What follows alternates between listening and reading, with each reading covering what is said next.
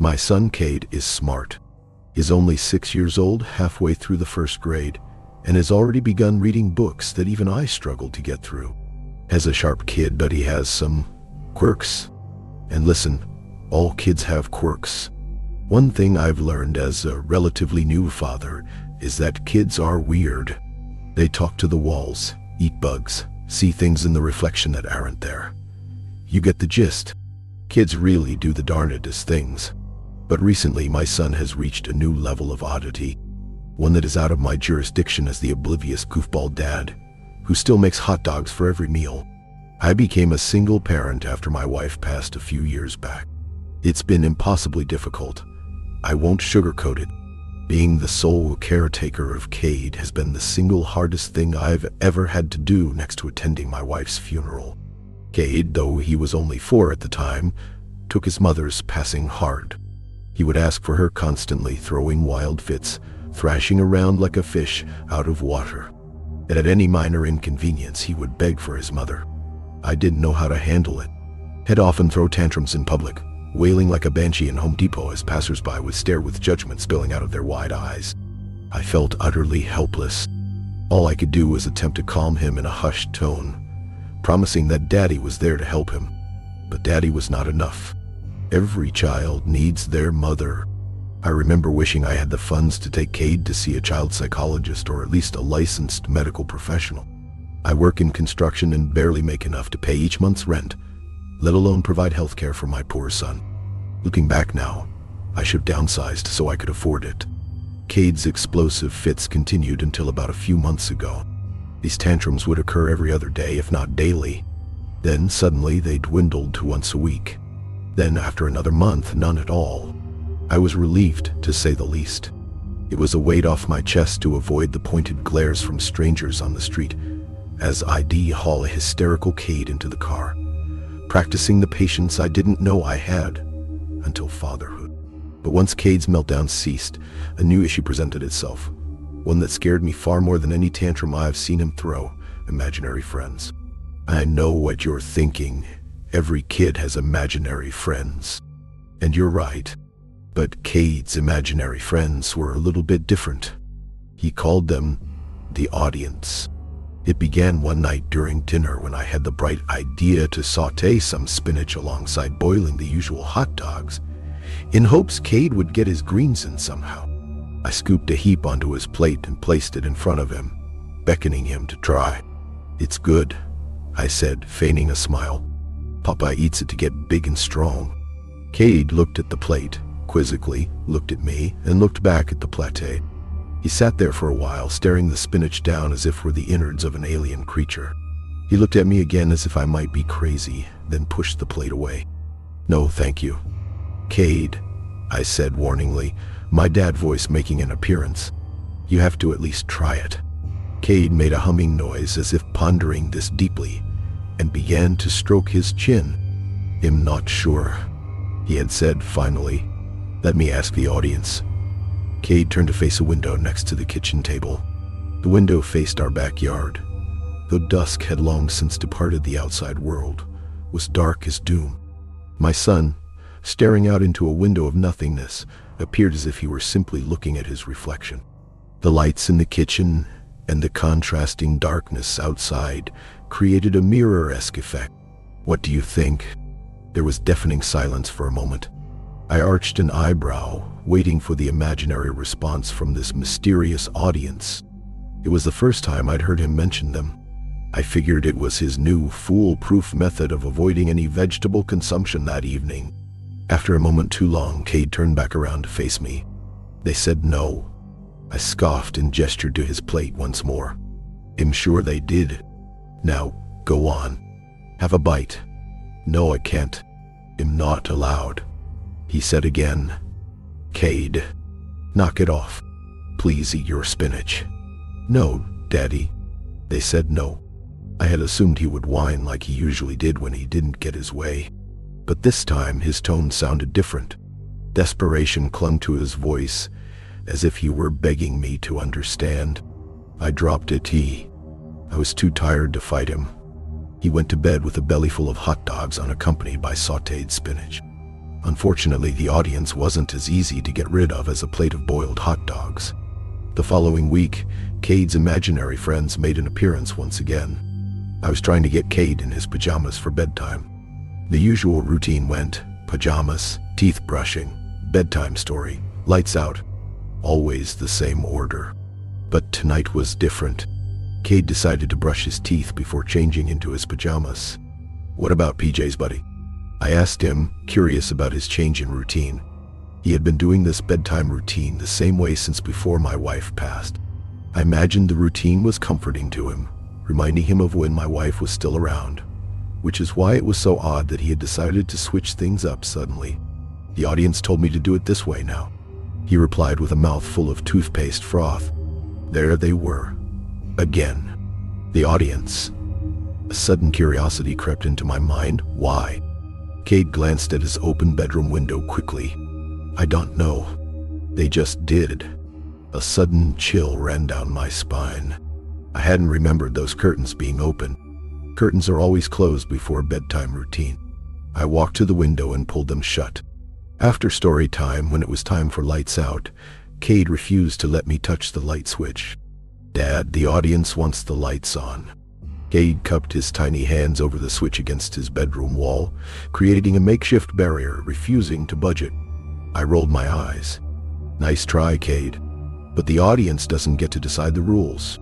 Fear flashed on Cade's face as he snapped his head to look at me, wide-eyed. "Don't say that, Daddy." His calm tone was eerie, and I took a step backward. "Cade, please. You can't stay up all night just because the audience told you to." "Yes, I can," Cade responded, his voice low. He was staring at the window, curtains closed and all. At this point, I was thoroughly unnerved, if I'm being honest. Something in my gut was telling me these imaginary friends were not very friendly. Not just an excuse to get out of vegetable eating, but an excuse for Cade to be up to no good. Even still, I had paternal duties to attend to. "Well, tell the audience to say goodnight."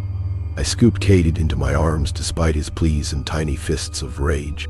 I placed him gently on his bed and made my way towards his bedroom door, flicking the light switch off, signaling he had no choice in the matter.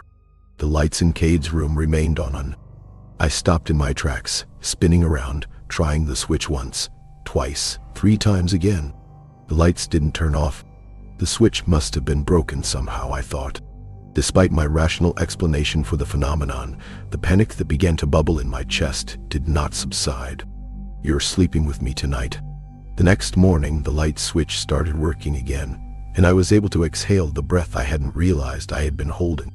But that feeling of relief didn't last long, as the week that followed was filled with even more peculiar coincidences. I say peculiar, but I think a more suited adjective would be horrifying. On Friday, Cade said the audience doesn't want him to go to school. I get a flat tire on my way to drop him off. On Monday, Cade says the audience doesn't like Jacob because he hogs the soccer ball during recess. On Tuesday, Jacob falls and breaks his arm. He'd be out of school for 2 weeks.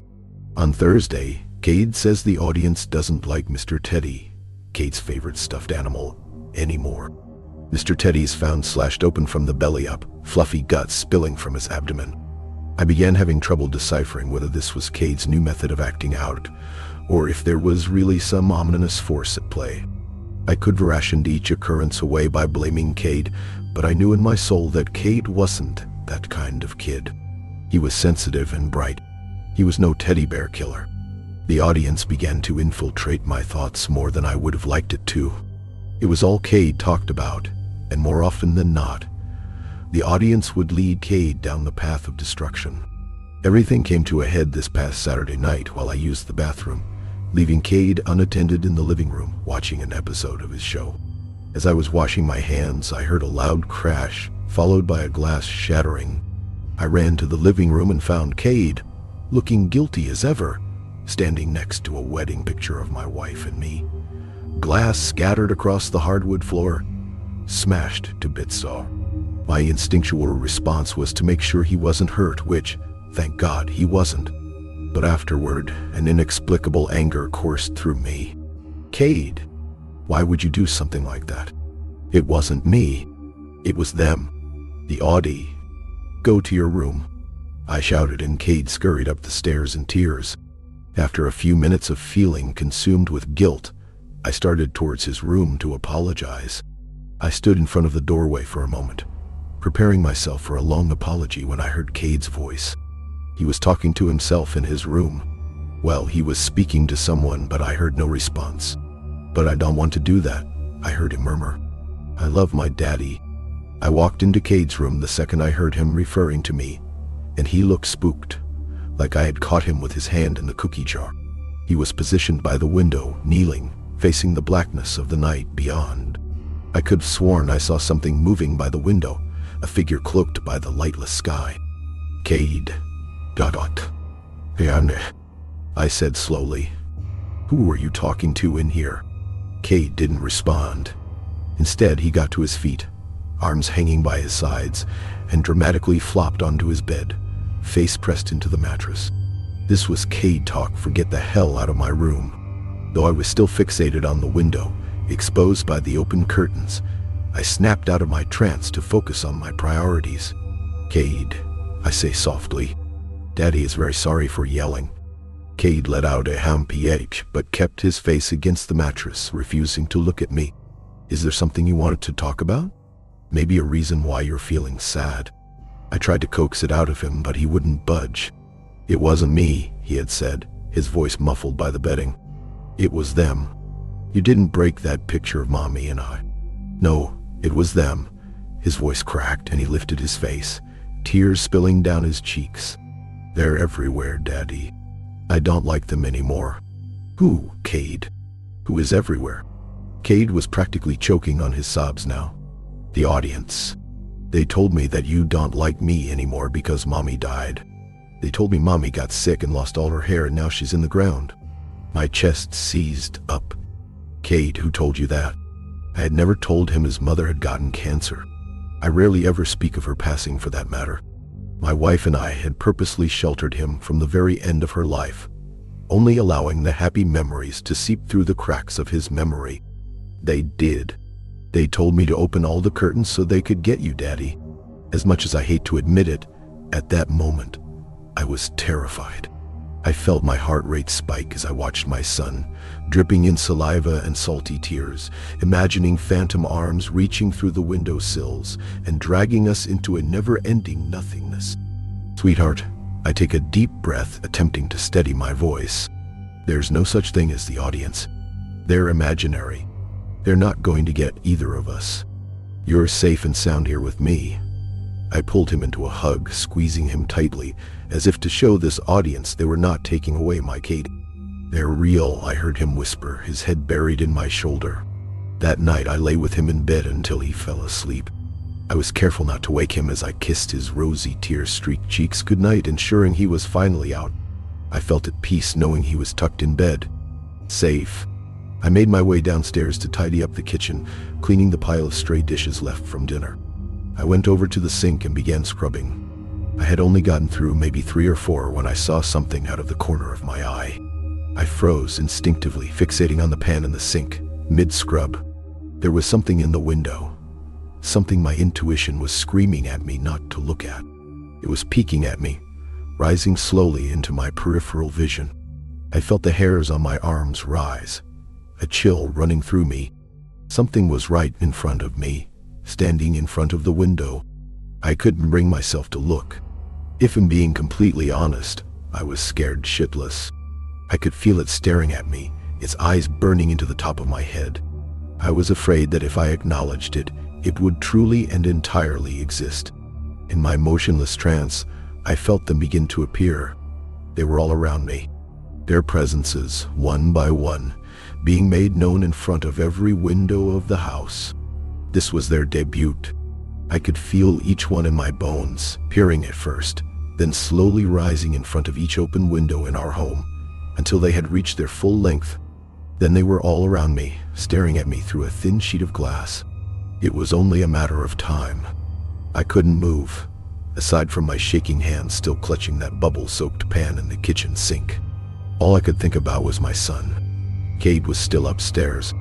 I couldn't abandon him.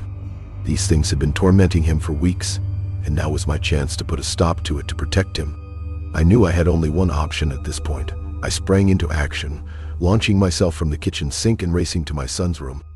I saw them in the windows.